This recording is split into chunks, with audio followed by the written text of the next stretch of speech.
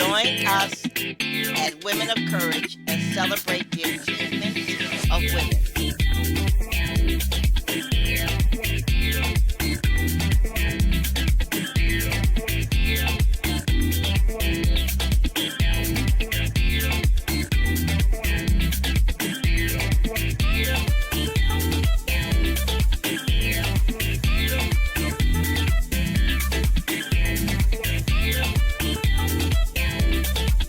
The Women of Courage show is being broadcast by the Women and Children's Restoration Ministries to help you problem solve, to help you dream again, to help you believe that anything is possible. We want you to believe that you do not have to marry the first man you meet just to get someone to take care of you. You do not have to live a life of drudgery. You can educate yourself. All you have to do is learn to read competently. We want you to take a chance on yourself. Stop believing all the soothsayers around you that have never left a state in their lives. People who do not have courage to fly. People who only think of lying, cheating, and stealing. You can live an exciting life. All you have to do is believe that you can make your dreams come true. You do not have to go to bed with someone you despise day in and day out. You have the right to marry someone that you can talk to someone that believes in you and has faith in you as a human being. In other words, you do not have to settle for just anyone. But what you must do is strive toward your goal. You must be goal oriented. You must organize yourself. You must be clear about what you want in life and why you want such a life. All of us are made up of dreams. As our dreams unfold in our lives, our spirit soars. Realizing our dreams becomes a problem because oftentimes we are beaten down by our friends and family. We are beaten down at school by people laughing at us because of our shoe size, our ear size, our breast size, the clothes we wear, etc. We are beaten down by people saying nothing will come of our lives. We are beaten down when our mothers and grandmothers constantly say that we're going to be just like our father, an inmate in prison. Many of us are also discouraged when our mothers are inattentive. She is wrapped up in her new boyfriend. But life anew is possible. It is my job to encourage you to go as far as you can dream and as far as your dreams can take you. It is my job to get you to believe in life again.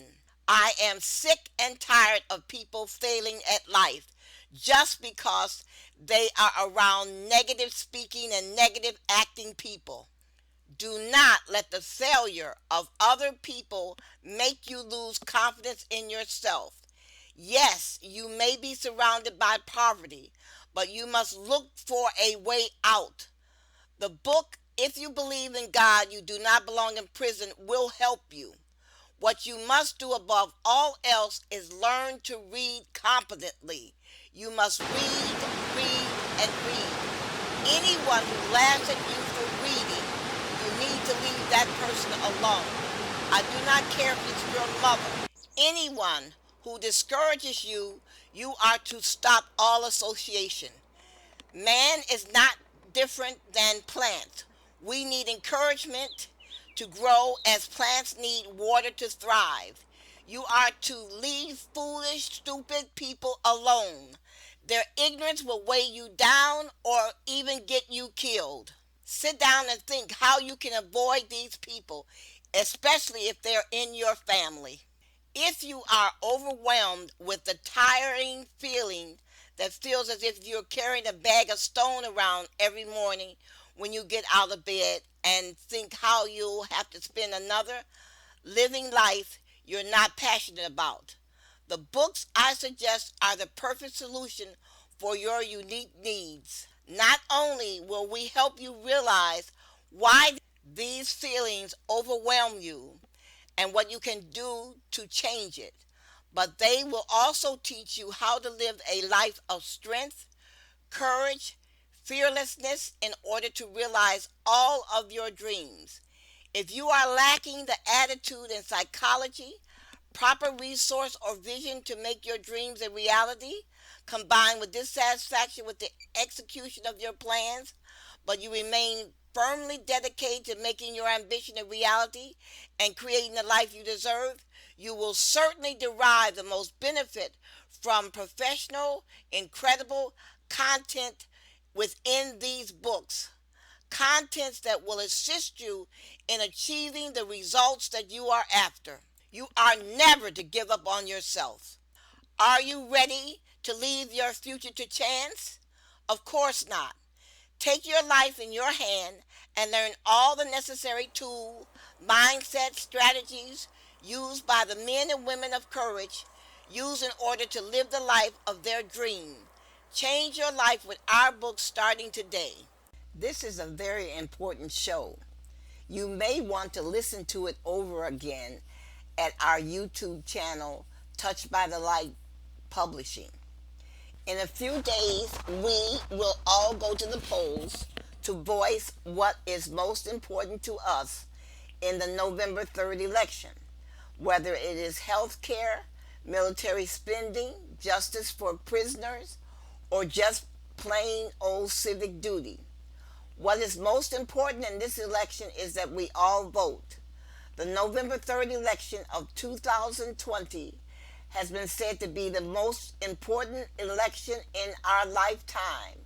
We must decide whether we want to give a tyrant like Trump another chance at destroying the post office, our national forests, or the number of people who needlessly died of COVID-19 because Trump failed to act in time, or the threat made by Russia against our troops in Afghanistan, or whether you're angry at Trump for all the false cures that he proposed to the American public. I am going to play for you several short video clips of what other people all over the country are saying about the upcoming November 3rd election. Listen closely. What they are saying is the reason why all of us must vote this coming November 3rd. This is an important election.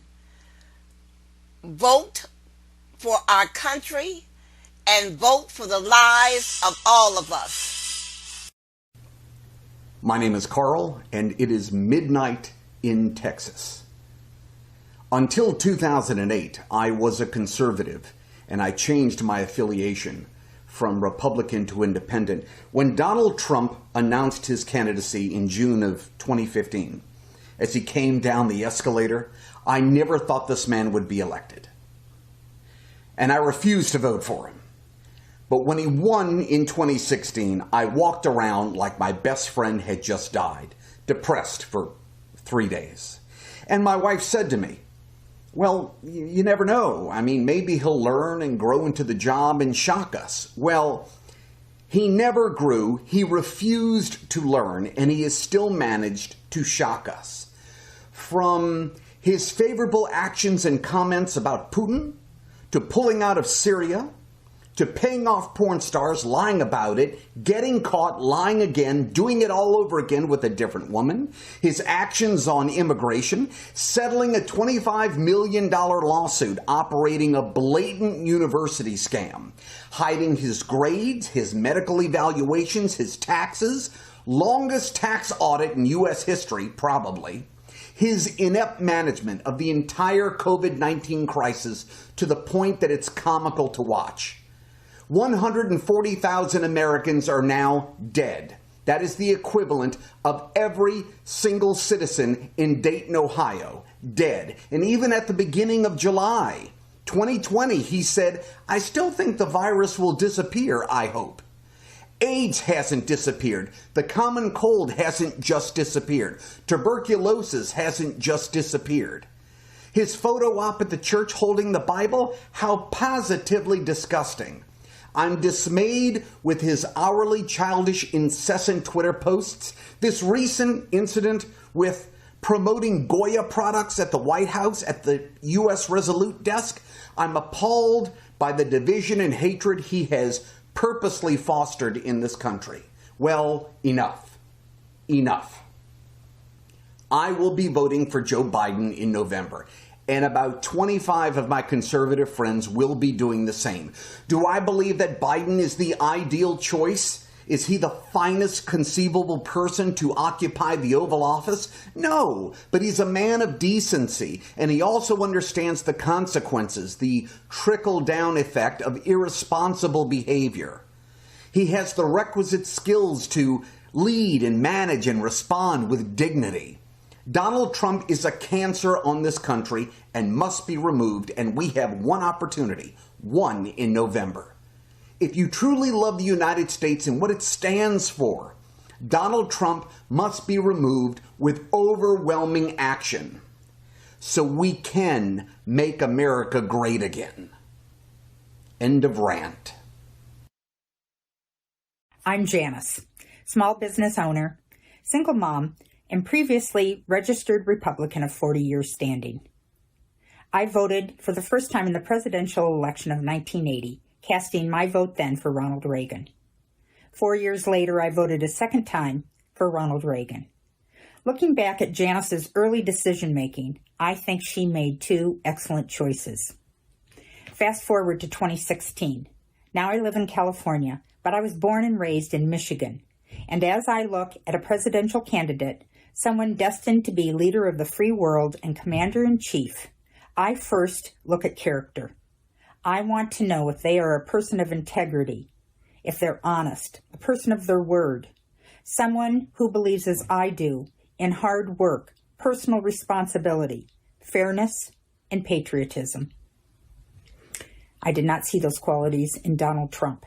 And so, to the dismay of my extended Republican family, I did not vote for him. I wish I could say that I was wrong, that Americans had in fact universally prospered in the last 3.5 years. I think Donald Trump gave us exactly what he promised, and possibly worse. He gave us a divisive, sexist, racist, narcissistic decision maker and leader who has threatened the very fabric of our society. For this reason and many others, I've given this a lot of thought, and I plan to vote a straight Democratic ticket headed by Joe Biden in November of 2020. I do not think it's hyperbole to say that this is the most important election of my lifetime. I invite you to vote, and I hope you will join me in voting for Joe Biden in November of 2020. Thanks for listening. Good evening from New York. I'm Chris Hayes. There was a 9-second video posted to Twitter yesterday. It was not really in the national news, more of a local story, but it was an incredibly revealing moment about how Republicans are going about trying to reelect Donald Trump. So here's what happens. There's a reporter. His name is Matt Smith. Matt's with WISNT TV out of Milwaukee, Wisconsin, Channel 12. He camped out at the election, and this is what he got. How many signatures did you collect?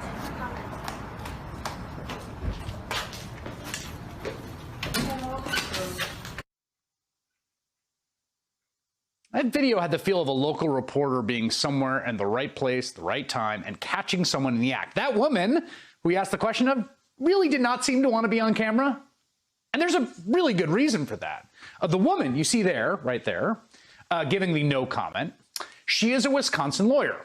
Her name is Lane Ruland. And as recently as last week, Lane Ruland was representing Donald Trump's presidential campaign in court. She is a Republican elections lawyer who worked for the Republican National Committee during the 2016 recount in Wisconsin, okay? But she was not at the Elections Commission building doing business for the President of the United States or for the Trump campaign, no.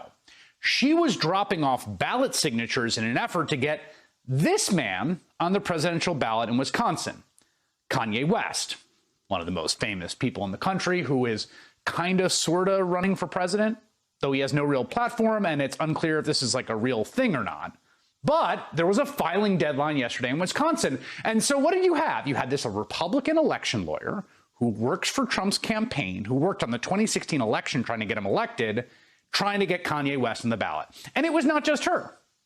At least 5 Republicans are involved in trying to get West on the ballot in various states, including a convention delegate for Donald Trump and a guy who was under consideration to be Trump's campaign manager in 2015.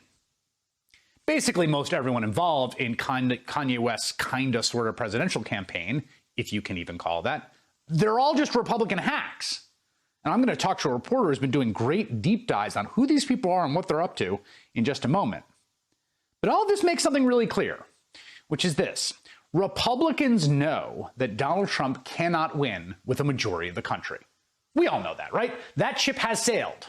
I mean, look at the polls. Trump has not had a 50% approval rating at any point in his entire presidency. In the 538 polling average, he's just a little above 40% right now, down near like the bottom where his floor is, around 40. He is just extremely and enduringly unpopular from when he was elected to now. It's also fair to say that based on the data we have, that Trump's absolute ceiling in a popular vote is probably around the 46% of the vote he got last time. Like that's the top, okay? So think about this. How do you become president when you are unpopular? How do you win the presidency? In order to win the presidency, Republicans basically need to do a bunch of things. They need to stack up a bunch of things to pull out what they did last time when Donald Trump won, despite losing the popular vote by 3 million votes. One thing they have to do is try to split the anti-Trump vote, because remember, that's a majority of the country. Has been since the day he was elected. Remember, in 2016, there were a handful of third-party candidates. You had Jill Stein, you had Gary Johnson, then there was Evan McMullin, among others. Combined, they won nearly 8 million votes. And now, in the absence of any other notable spoiler candidates, Republicans are obviously pinning their hopes on Kanye West to siphon off enough votes to squeeze Donald Trump through.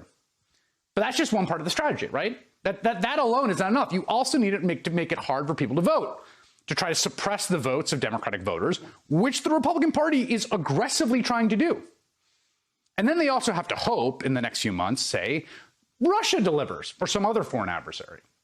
They give them some big gift they can use. I don't know, a big hack trove of Hunter Biden emails. Maybe just something you can use to try to destroy Joe Biden. And then you've also got your Attorney General, William Barr, and the Department of Justice, and maybe they can intervene as well. And maybe when you stack all that up, all those sort of dirty tricks, that's enough to get your wildly unpopular candidate overseeing a once-in-a-century catastrophe with 160,000 dead Americans elected president. It feels like a totally different strategy for victory than we have ever seen. But part of it is not completely new, right?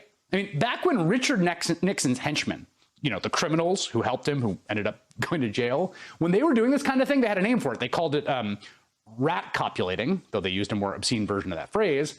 And one of the #1 operatives in the country who specializes in doing that is a guy with a Nixon tattoo on his back who, lo and behold, is a friend of the president and just got his sentence commuted, so he's out of jail and free to roam. Roger Stone. Here's what he was up to back in 2000.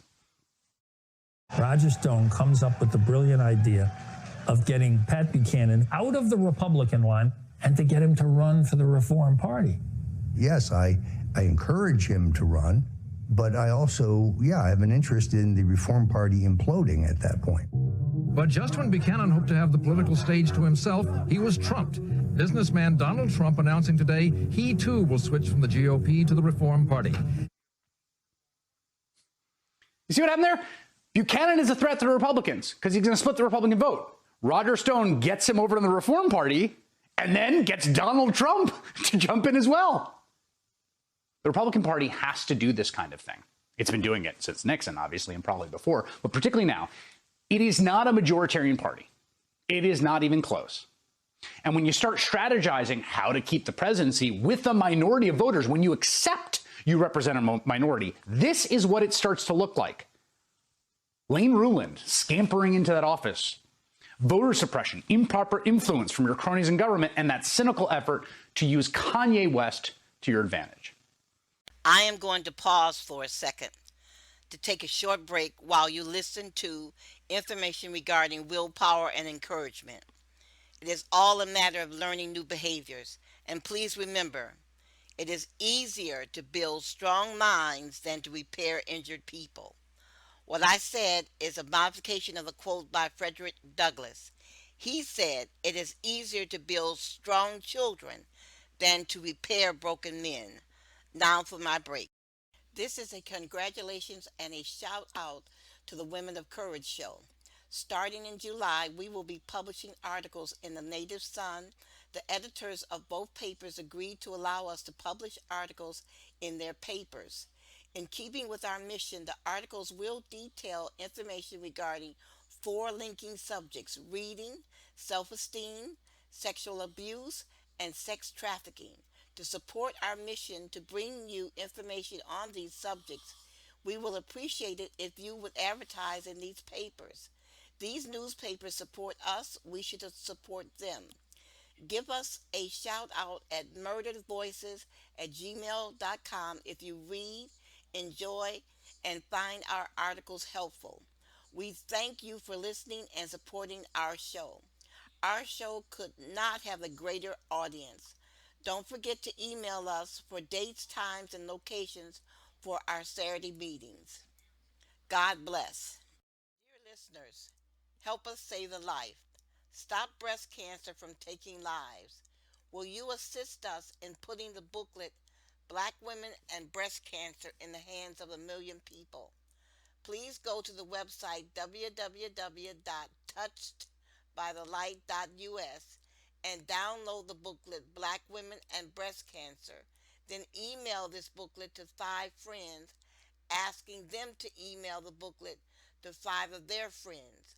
We are trying to reach a million women with this information to save lives. The death of one woman to breast cancer from our community is one woman too many. We thank you for your support. Hello, my name is John Gunderson. I'm speaking from Charleston, South Carolina. And based on my profile as an old white guy, as you can see, from a working middle-class family, as a young Republican in college, as someone who enlisted in the U.S. Army and served in Vietnam, I should be a solid Trump supporter. In fact, for 5 decades in the U.S. government, working with the government, I've headed counterterrorism teams, I've opened up embassies. In all this time, I believed, and I still believe, in those values that we've all supported: a mixed market economy, the rule of law, fairness domestically, internationally supporting allies, opposing dictators. However, sadly, we have in the White House today a man who does not support these values, in fact, does not even understand these values. Of course, we cannot blame Donald Trump for all the ills of society today, for the pandemic, or racial and economic inequality, unemployment. However, by his rhetoric, which has been divisive, by his lack of empathy, and his lack of belief in the rule of law, he has exacerbated all these issues. Let's look at some of the things he claims. One, that he's a friend of the military. Think about this. He got 5 deferments to avoid Vietnam. He has appointed generals to his cabinet, quickly fired them as soon as they've had any independence or professionalism. He has mocked war veterans like John McCain, a true war hero, and Gold Star fathers and mothers. Think about law and order he claims to support. He has encouraged his followers to rough up demonstrators. He used tear gas to clear out Lafayette Square so he could have a publicity stunt holding up a Bible in front of a church. How about a friend of business? Well, he's appointed the richest cabinet in history. He has had his daddy use his money to bail him out various failed enterprises. Or a friend of the working man. Here's a guy who brags about never having gotten any dirt under his fingernails. Here's a guy who brags about never having changed a diaper. So much as a friend of the working man or a working woman. Now, this is not unusual for him. Let's look at another area, too long neglected, and that is foreign policy. Donald Trump has made the United States neither loved nor hated, but largely ignored. He claims we have great respect in the world. Just not true. Look at any of the polls. We are at our lowest point in terms of respect that we've ever done. North Korea is now lobbing missiles over Japan and South Korea. This is a person that Donald Trump said he loved. Iran is again enriching uranium. Russia is still occupying Ukraine. It is still killing journalists. It is still hacking into our elections. And it now maybe even funding killing Americans in Afghanistan. How about China, his good friend Xi? Well, China is locking up millions of Uyghur Muslims, and he's being encouraged by Donald Trump. China is destroying democracy in Hong Kong, threatening invasion in Taiwan. Now, this has been, in the past, Republican and Democratic administrations have opposed these things. They have created institutions together that have promoted American interests. NATO, the Marshall Plan, World Bank. When we disagreed in those institutions, we tried to reform them. Now, Donald Trump leaves these institutions, leaving us more isolated in the world. So now we are faced with a choice on November 3rd. A lot of Republicans may say, well, at least he may not be a saint, but he's not a socialist. Well, I wonder what that really means. Look at all former presidents of the United States, Republican and Democratic. Take the Republicans, the most recent ones, George Sr., George Bush Jr., candidates McCain, Romney, have all strongly opposed this president. In the past, the Republicans did so and they were independent. Now they are enablers of Donald Trump. They are enablers of his xenophobia, his growing authoritarianism. The final point. In the 1930s, the same thing we heard about the socialists in power, staying out of European wars, appeasing Adolf Hitler. This was the America Firsters. You remember that name? It's being used again. Luckily, we had a conservative, Winston Churchill, who opposed the Hitler and Hitlerism and Nazism. Because it was a threat to democracy, it was a threat to Western civilization. Today, Donald Trump may not be Hitler. Trumpism is not Nazism. However, we face an existential threat to the rule of law, to common decency, to how we treat our fellow man. Therefore, I urge you, as Ronald Reagan once said, to put this small little man into the dust bin of history. Thank you very much for your indulgence. Breaking records in deaths. This would be the time when something like the post office is needed as a service to American people, to mail medicines, and also to be able to conduct elections safely. Here's the president talking again about mail-in balloting. Chuck Schumer and Nancy Pelosi are holding the American people hostage over money for their radical left-wing agenda that the country doesn't want and won't accept. For example, they've asked for a ridiculous $3.5 billion, that's billion, $3.5 billion for universal mail-in voting. So therefore, they don't have the money to do the universal mail-in voting. So therefore, they can't do it, I guess, right? Are they going to do it even though they don't have the money? They're asking for the $3.5 billion. They're asking for $25 billion for the post office so they can do this, I guess, and other things. They don't have it. They don't have the money to do the universal mail-in votes. It'll be the greatest rigged election in history. It'll be the greatest fraud ever perpetrated. Really? Republicans, I have warned you. Come on, guys. I was one of you. Gals? And then you stopped being conservative, so I left your party because it became the party of Donald Trump. But Republicans, I just, again, sometimes you really, you need to just stop and think about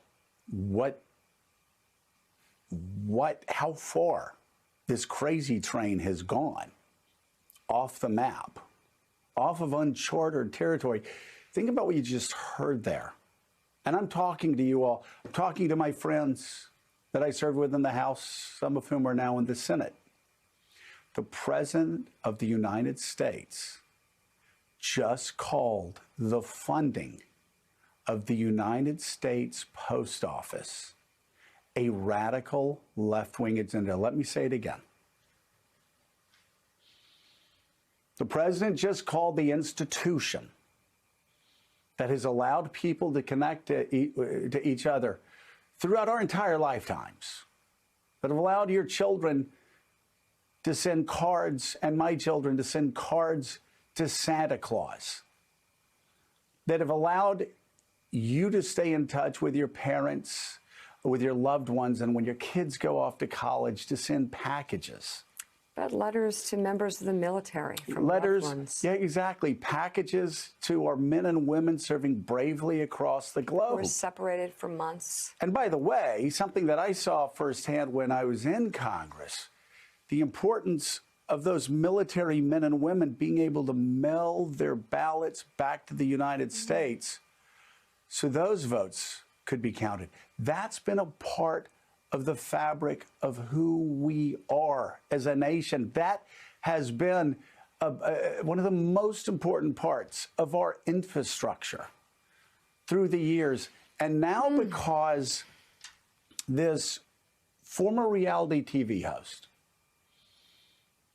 who was a Democrat who gave money to Kamala Harris several times, Hillary Clinton 8 times, Chuck Schumer, I think he threw a fundraiser for Chuck Schumer, Anthony Weiner.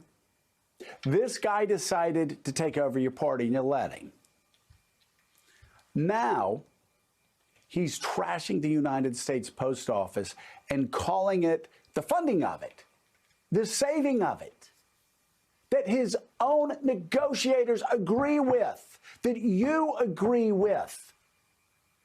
He's now saying that that's part of a radical left-wing agenda because, as Wall Street Journal said, and as you know, as we all know, the president thinks he's going to lose. And so he's doing everything he can to undermine the election. He's doing everything he can to undermine your faith and everybody's faith in American democracy. You really, I get tired of asking. And you won't understand this probably until after he's gone and you're in the minority for a generation. But I'm actually doing this for your own good and for the good of our country, because I think we need two strong political parties. I don't want left-wingers like the people who are running Oregon right now and letting Portland dissolve into a mess. I don't want left-wingers running this country, right? I want reasonable, rational people in charge again. You've got to speak out. There's nothing radical and left-wing about funding the United States Post Office, and there's certainly, and you know this, there's nothing radical or rigged about making sure that your mom and dad or your grandmother and your grandfather or your child who has an underlying medical condition can vote this fall, can participate in democracy this fall by mailing in their ballot instead of going into a room with little ventilation. Mika, this is just not hard. It's not hard. Tiffany Cross. Thanks for checking out MSNBC on YouTube, and make sure you subscribe to stay up to date on the day's biggest stories. And you can click on any of the videos around us to watch more from Morning Joe and MSNBC. Thanks so much for watching. Hi, I decided that at the end of every show for the next year, I would share excerpts from a book that I believe would enhance your life and make you a stronger thinker and problem solver. All characteristics that will help you win at life and raise stronger and healthy children. Many of you turn your nose up at reading, or you snub the advice that you must read in life to succeed, or you compare the cost of a book to getting a new pair of shoes or getting your hair done or your nails done. The reason why you make these cost comparisons is because you do not truly value a book. A book is a magnificent instrument that can change the course of your life and the lives of your children. In later shows, I plan to discuss with you how a book changed the lives of certain people. I understand that you do not earn a lot of money, and this money is valuable to you because of all the things you see advertised that you desire, and you do not want to spend a lot of money on a book. A new pair of shoes is more valuable to you than a book. If you truly cannot afford a book, then you need to go to the library and take your children with you for a day of reading.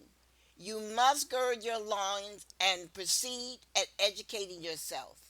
Some of you seem to think that having a conversation with your stupid girlfriend or your stupid boyfriend will help you more than reading a book, when actually having a conversation with your loudmouth girlfriend or loudmouth boyfriend is merely a cathartic, allowing you to blow off steam and proclaim how life has been so unfair to you.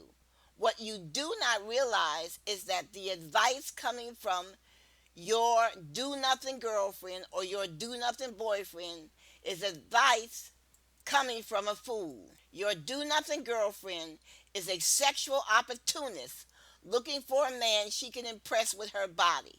When her vagina fails her, what will your girlfriend do but go to work at McDonald's or Wendy's at the age of 60 and continue to spread her ignorance at church?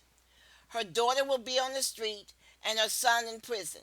She will never realize that her life is the result of the decision she made not to educate herself through reading.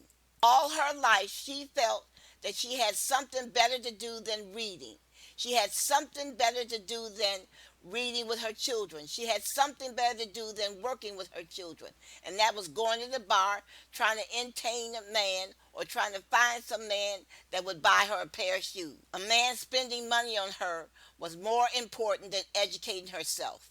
In later shows, I'm going to spend a great deal of time giving you some examples of fools. These are people who think they are smart, willing to trade their body and integrity for a dollar bill.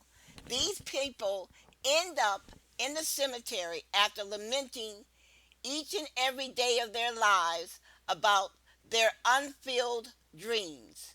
Do not be upset by the use of the word fool. You tell me if a woman is not a fool to instruct her grandson to kill her husband for a $25,000 life insurance. Let that sink in for a moment. Instead of instructing her grandson to make something of his life, the grandmother instructs her grandson to become a murderer, to kill his grandfather. I have this anecdotal advice for you about reading. Listen to this short true story. A friend and I were talking. She said a woman she knew called her and sought to renew their friendship.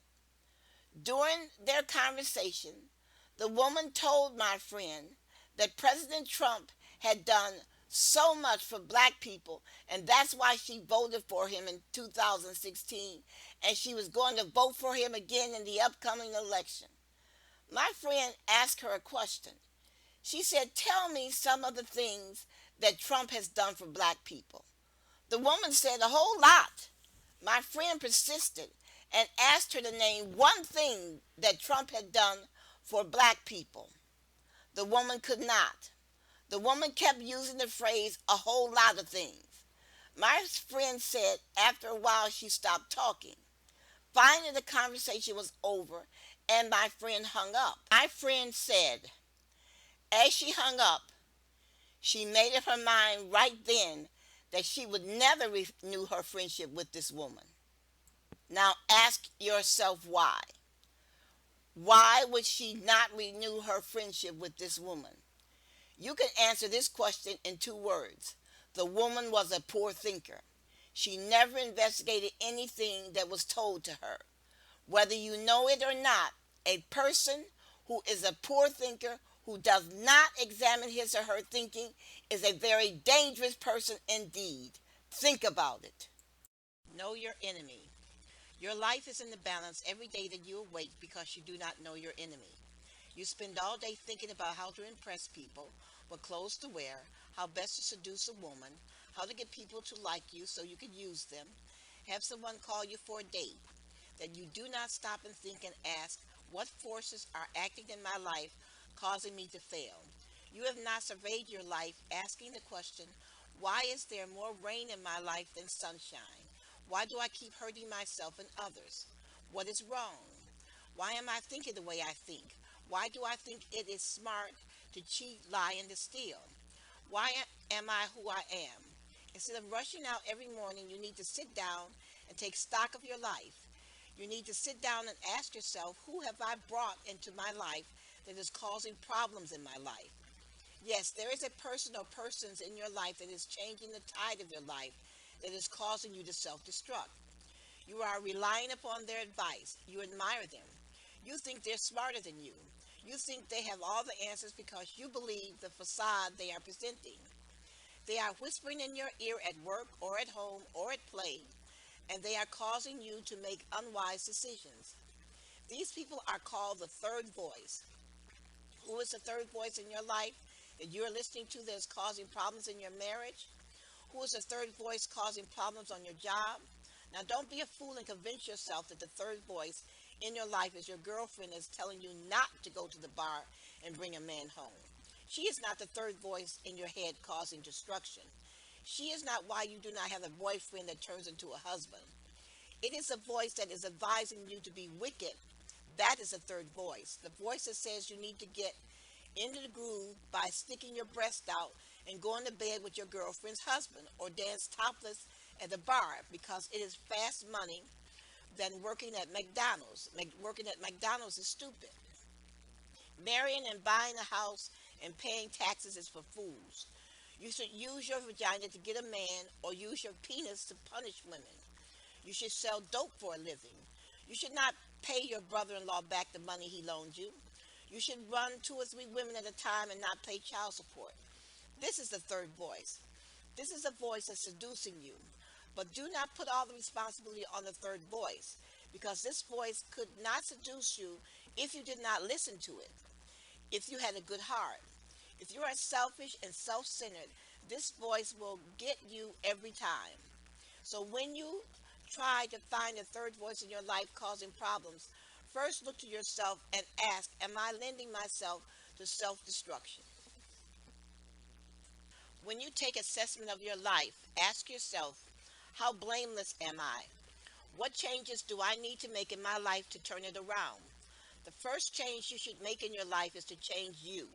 The second change to make in your life is to change your friends, those that do not contribute peace and health into your life. Anyone who tells you to use your vagina to get money should be removed from your life. Anyone who tells you to rob a liquor store, go to a bar instead of studying for an exam, or take another hit of the crack pipe, or selling drugs should be removed from your life. As you are removing these people from your life, move to another address so they cannot find you. Remember, your life is in the balance every time you leave the home when you do not know who your enemy is. If you have not made any significant changes for the good in your life, the enemy in your life may be you. A discussion of the trial of the mind. More time should be spent instructing children how to think rather than telling them what to think.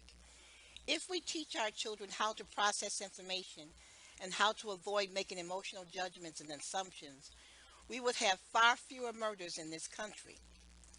Almost no time is spent in the classroom teaching children how to think. So when they grow up they still do not know how to bridle envy and jealousy. Children are told to digest mounds and mounds of facts and to be prepared to regurgitate these facts at will. Consequently, when children get in trouble with their emotions, they do not know how to respond and explosions occur. I like a shiny red truck. I do not have a shiny red truck. Robert has a shiny red truck. I want Robert's shiny red truck. I think I will hit Robert and take his shiny red truck. What does a person do with emotions such as jealousy, envy, and hatred? I like Bob. Gloria says Bob likes girls with large breasts. I do not have large breasts. Brenda has large breasts. Since Brenda has large breasts, Bob will like Brenda. I hate Brenda because Brenda has large breasts, causing Bob to like her. How can I get rid of Brenda? The test in life is how well you handle your thoughts. How well do you evaluate what you are thinking? What do you think about all day? What thoughts flow in and out of your mind every day? How well do you handle these thoughts when they are disruptive, when these thoughts upset you or make you angry? How well do you handle envy, jealousy, and hatred? Do you allow these thoughts to fester until they become unbearable? How often do you plot the demise of that man or woman you hate because they married and they have someone to care for them? How often do you tell lies at work because you are jealous of your coworkers? Why do you refuse to face the fact that you are too lazy to go back to school to provide a better life for your children? Why is it so hard for you to face the fact that your neighbor is getting ahead in life because he's willing to work 2 jobs to provide for his family? Why don't you evaluate your thoughts when you see a woman whose breasts are larger than yours? Why are you always looking for a married man to date? And why is it so important to you to reach satisfaction from making your supervisor look foolish? Why not read a book that will help you develop the process of resolving one's thoughts? Come on, use your brain. How can you be a man's fiancé when he's married? The average man who cheats on his wife will sooner or later decide it makes no sense to exchange his wife for you and disrupt his life. He knows what kind of woman he has at home, and he knows what kind of woman you are. Why do you hate George so much? He works 2 jobs to buy the pretty red truck that women like so well. George must really get your goat if you spend every day plotting how to seduce his wife. Do you really think taking his wife to bed will make you the man George is? Buying yourself a Cadillac is not going to make you the man you want to be. You need to change and take responsibility for yourself and your family. You need to pick up a book, educate yourself, and change and fulfill your life's purpose. Reading is one of the most important activities that a person can participate in. A world of information is available to you. This information can help you shape and change not only your life, but the lives of your children and spouse. Visit the website touchedbythelight.us and find yourself a book to read. For more information, you can email us at murderedvoices@gmail.com. You can visit touchedbythelight.us and learn what our books have to offer to you.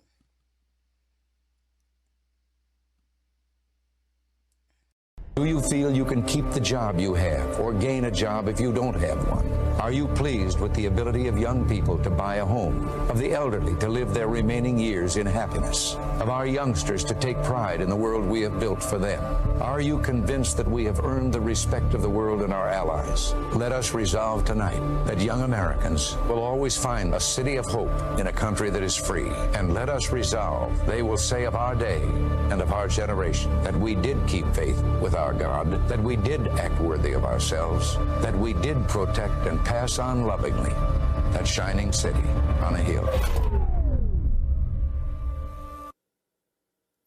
Oh, wow. That's the latest line of attack from a group called Republican Voters Against Trump, one of the many GOP groups working actively to stop Donald Trump's re-election effort. This video blending former President Ronald Reagan's words from one of his best-known speeches with news footage real footage of Donald Trump's America today, trying to make the case for how far the party has fallen, and I would add the country has fallen under Trump, asking, has your party left you? Another trend out there, Republican-leaning voters who held their noses for Trump in 2016 but won't this time. From today's New York Times, quote, an emerging group of voters who dislike both major party presidential nominees in 2016 but who are now so disillusioned with President Trump and sufficiently comfortable with Mr. Biden that they are increasingly willing to support the Democrat. Michael Steele, Steve Schmidt, Alexi McCammon, no three better people to have this conversation with. Steve Schmidt, start with you. Why are Republicans so on their game to try to make sure? Is it guilt? Is it our feeling that we were somehow complicit in bringing the party and the country to this place? I think Republicans are part of a coalition that wants to turn Donald Trump out of office because he's the worst president in the history of the country. He's a profound threat to the security of the country, and we have absolutely zero chance. And by zero chance, I mean zero, Z-E-R-O, zero chance of moving past this with Donald Trump in that job. He is completely unfit for it. He is unfit mentally. He is unfit physically. He is unfit intellectually.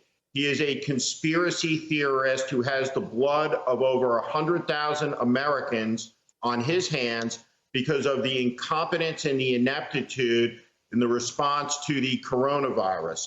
The leading math and science country in the world is the epicenter of this, and there's one reason, and that's presidential incompetence. Full stop. Secondly, when you look at the Russian bounties, when you look at his disloyalty and treachery towards the men and women that he's sworn to command as commander-in-chief, the men and women who come from every race and creed, every corner of the country, the American people should not tolerate this. He has assaulted our institutions. He has desecrated his office. He has assailed the constitutional order. He has weakened the checks and balances. He has been a force for illiberalism. We see the rescission of democracy all over the globe. We see his assaults on our allies and the weakening of the American position. And so 4 years in, we stand at a moment of abject American weakness and tragedy that can't end until he's gone. And that's why there's so many groups out there telling the truth on Donald Trump, trying to convince these Republican voters to say, you're fired. Michael Steele, anything on your mind, but pick up this thread for me, too. I think on top of it, as Lindsey Graham once said, there is no more decent man than Joe Biden. And that's the problem for Donald Trump. He ain't Hillary. And the way the country felt about Hillary Clinton is 180 degrees away from how they felt for how they feel for Joe Biden. They have concluded and are continuing to conclude, which is what is reflected in a lot of the polling. And as Steve and I will tell you, we're not, advocating national polling at this point because it's all over the map, and it's not the most reliable thing at times. But there is a trend line that's emerging in the behavior of the population of voters out there, as you just reflected and as Steve spoke to, about where voters are moving, where Republican voters are moving, that center left, center right independent voter who may have stood with Donald Trump in 2016 is firmly and beginning to strongly move away from him. So this now becomes a political problem for the president, which is why you have the Mount Rushmore moments, why you have the sort of dark, authoritarian speeches that he's been giving to bring that base back to him. But he's losing a lot of ground, and that's the difficulty he has to face because Joe Biden is not the opponent that he had 4 years ago.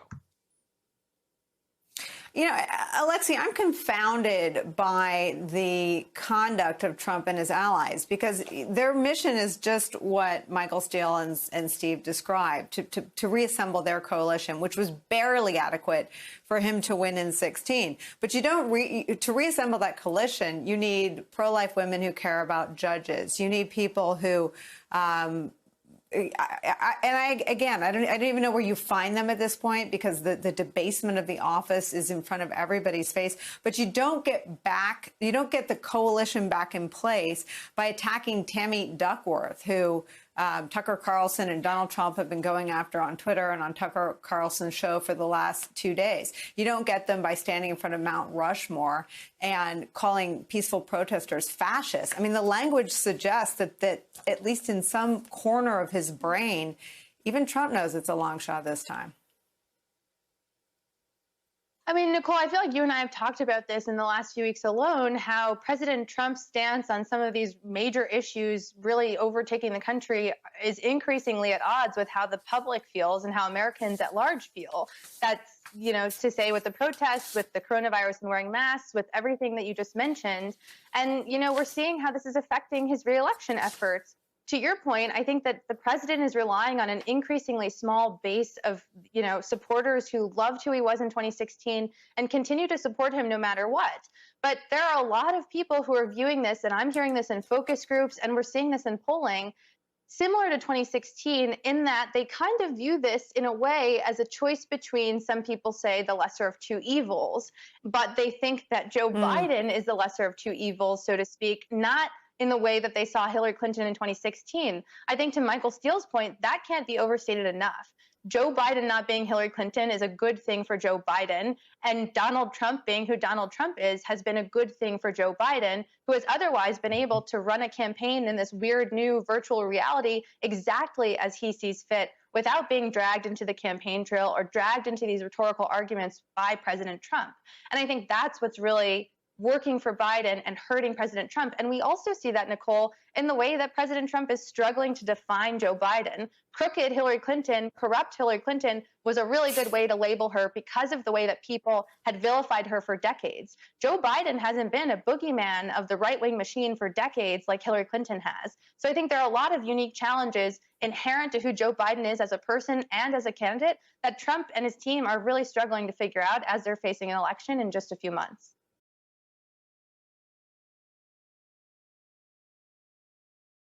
Hey there, I'm Chris Hayes from MSNBC. Thanks for watching MSNBC on YouTube. If you want to keep up to date with the videos we're putting out, you can click subscribe just below me, or click over on this list to see lots of other great videos.